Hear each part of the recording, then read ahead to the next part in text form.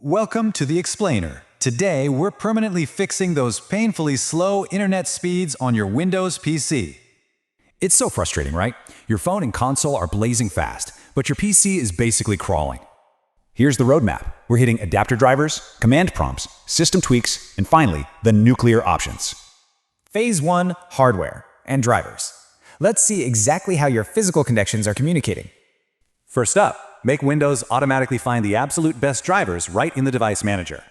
Next, let's dive into adapter settings. Just type ncpa.cpl into your run box to pop out open.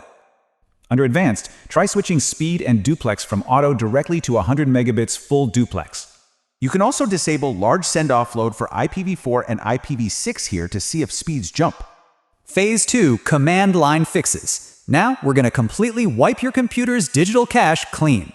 You absolutely got to run the command prompt as an administrator for these resets to actually work. Fire off these exact 5 commands in order, and then go ahead and restart your PC. Phase 3, system tweaks. Let's kill those sneaky background processes that are quietly hogging your bandwidth. Let's bypass automatic DNS servers. Jump right back into that adapter properties menu from earlier. Punch in these exact numbers to use Google's highly efficient, preferred, and alternate DNS servers instead.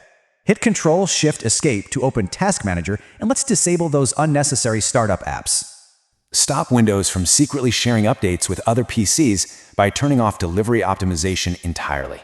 Still sluggish? Time for Phase 4, the nuclear options. We're breaking out the heavy-duty system resets. Malware literally eats your bandwidth. Run a quick scan in Windows Security to clear any out. As an absolute last resort, a full network reset right here gives you a totally blank slate. Here's the thing. If your freshly cleaned system still lags, your ISP is the one responsible.